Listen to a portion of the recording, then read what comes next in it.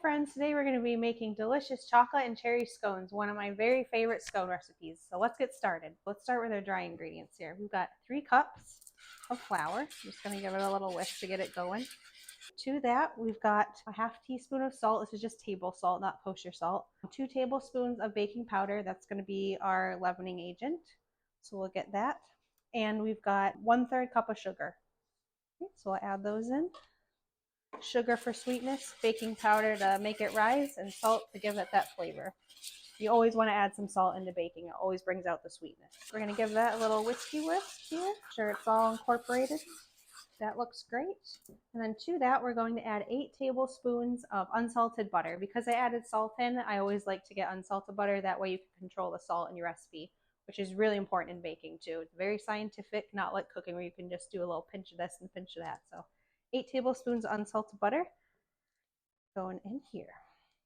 Another important note, especially with scones, is you want them to be very, very cold. So this I've actually had in the freezer for about 10 minutes, and I've diced them. So you want to cut it lengthwise, and then again, so they're in little dices. Kind of looks like that here. Okay, next up is right here, I've got a handy pastry blender. If you're doing any sort of pastries like scones, biscuits, pie crust, anything like that, I highly recommend getting a pastry blender. We'll link this in the description below. I love this one. If you don't have a pastry blender, that's totally fine. You can use 2 knives and just make sure that your hands aren't touching it, because heat is not butter's friend in baking. So I love the pastry blender. You got it with your hand. We're going to do a little, just kind of like a seesaw motion here. And the goal here is you want the butter evenly distributed. I would say what you want to look for is like pea size or gravel size. That makes sure that it's not too small, that it kind of disintegrates into the flour. You don't want it to be too big, otherwise the butter will kind of just fall out and you won't have those kind of like really good layers that make scones so delicious. My husband and I's 8th anniversary tomorrow, and this is his favorite scone. So we're making some chocolate and cherry for the handsome man behind the camera. This is looking great. If you want to time it, sometimes they get really into the timing and I think, okay, 50 strokes. I would say about 50 strokes is what it takes to get it looking like this. This is what you want it to look right here. So see, the butter is about pea size, so you know that's going to be evenly distributed, but not so much that it's kind of dust in the flour. So just so you can see it. Our dry ingredients with the butter is looking great. So here's for the fun, tasty parts. So we've got about 3/4 cup of dark chocolate here. This is Belgian dark chocolate. It's delicious. I've chopped it up, as you can see, not too fine. You want kind of like a chunk of chocolate in every bite. That's my favorite thing about scones. You have so many scones or muffins where there's 1 blueberry or 1 chocolate chip. We're chock full of these here. And we've got some dried Montmorency cherries. So any dried cherries would be perfect. I think these are organic dried Montmorency cherries. They're delicious. They're a perfect combination of sweet and tart. And these go great with dark chocolate. Okay, so we're just going to add the dark chocolate into the flour, followed by our dried Montmorency cherries. Now, how good does that look? All right, we've got our flour mixture, our butter that's been cubed, and our chocolate and cherries. Just want to give it a little mix, make sure everything's incorporated. And next up we're just going to make a little well in the middle right here. So when we put our wet ingredients in our next step, that'll make sure when we start folding it in that we won't overmix it and that everything will be incorporated perfectly. Okay, our dry ingredients are all done, so time for the wet ingredients. We've got 2 large eggs here that I've cracked into a bowl. I always crack the eggs ahead of time just in case there's shells, or sometimes you get the double yolk craziness, so always do that first. And then to that I'm going to add 1 cup of whole milk. And whole milk I like to use instead of like 1% or half and half. Whole milk provides just the richness that we need for this recipe. Whole milk and eggs are in here, so we're just going to give this a whisk. Want to make sure the eggs and the milk are really well incorporated.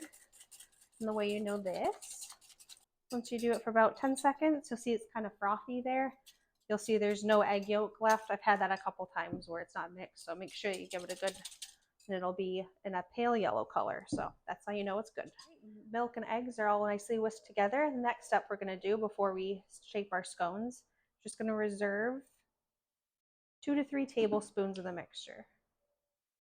So there's 2, and then I do about 2.5. What we want this for, this is kind of like the egg wash where you put it on biscuits or scones. That's just going to be our reserve mixture that we'll brush on the top right before we put them in the oven. All right, let's get cooking. Baking. Right, time to mix the wet with the dry. So we've got our wet mixture minus those couple tablespoons we left aside. We're gonna pour this in.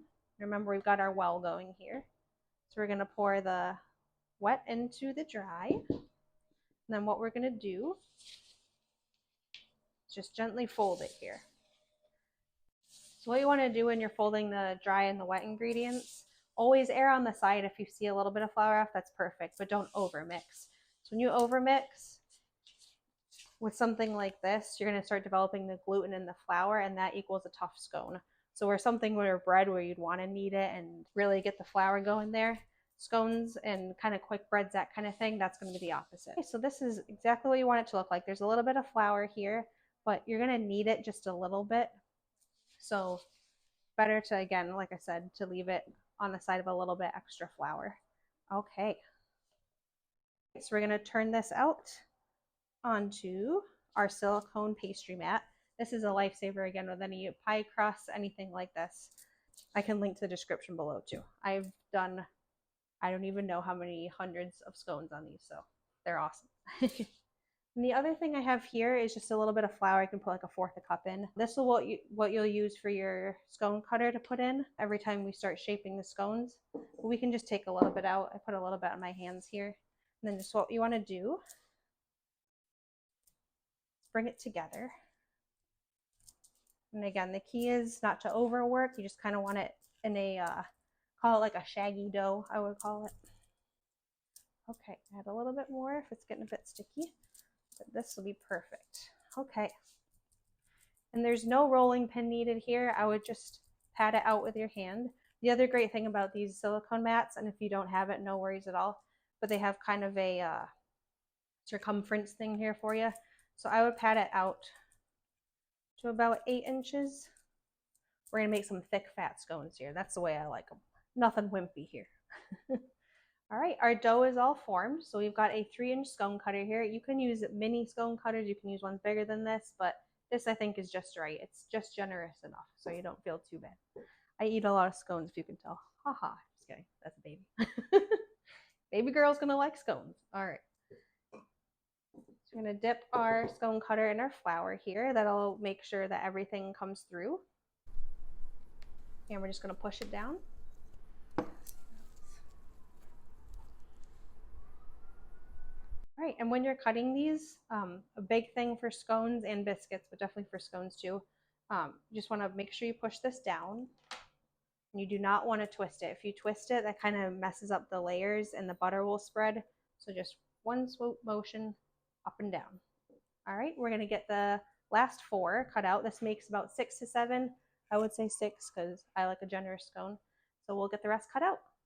All right, our scones are all cut out. We've got 6 beautiful chocolate and cherry scones. Got them on a parchment line, just standard cookie sheet here. Nice and clean, and we'll get this pastry mat cleared out, and I'll show you the next step. Okay. Hands are washed, no more scone dough on me. So we've got our 6 beautiful scones here. And last step, I'm gonna take that egg wash that we separated earlier. We're just gonna brush it here. This is a silicone pastry brush. They have kind of like those painter looking brush ones too. But I find that the hairs kind of come out, so I'll link in the description below. I've had these forever too. These are perfect, and they always provide a nice even coat here. So got our egg and milk mixture, so you're just going to give it a nice generous brushing. Okay, all egg washed, ready to go, ready to be baked and devoured by my pregnant belly. All right, we're just going to put these in the fridge. That's the very last step. I want to make sure just all the doughs come together, everything's kind of firming up and won't spread in the oven at all. So into the fridge for about 10 to 15 minutes, and then we'll get baking. Okay, our scone dough is all chilled and ready to go for about 10 to 15 minutes. We're going to put it in a preheated 425-degree oven for about 15 minutes. Our full recipe, as with all of our recipes, will be in the link in the description below. They smell good even when they're raw. Ooh.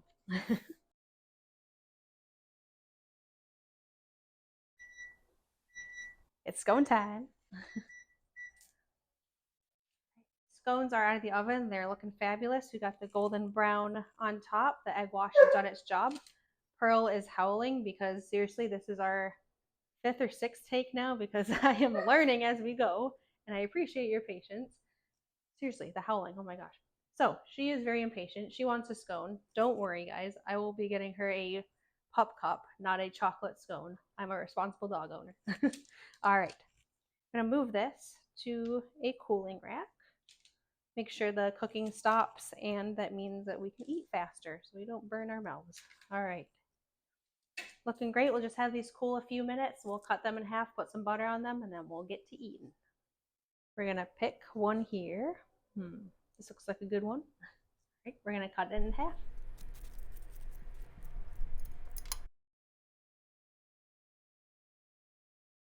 Our scone is cut in half. See all the nice little mix-ins. We've got our dark chocolate here. We've got cherries in one end, so perfect combination of both. The handsome man behind the camera is making his appearance because this is his special anniversary scone. We are an hour and 20 minutes away from our anniversary. It's a late night video. All right. Would you like to take a bite, darling? Yes. Okay.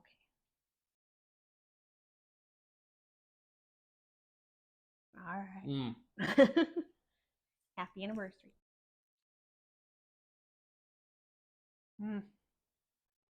Perfectly buttery. Doesn't even need butter at all. Doing like a plain or a raisin scone, you'd put like the cream and jam on it, but this has got the perfect combination of the chocolate and the fruit. And one more thing I wanted to mention is I think it's sort of like an English sin if you cut it like a sandwich. So I just cut it horizontally like that. And then if you want to put butter on it or whatever you want, you can do it perfectly on both sides. Okay, that's it for this recipe. If you like this recipe, be sure to do a like and a subscribe. We love your support, and leave a comment. Let us know feedback on any recipes or scone recipes, anything that you would like to see from us. We read every comment. We love to hear from you. So, till next time, if you would like another recipe too, look up here, and we will see you at the next video. Thank you so much for tuning in.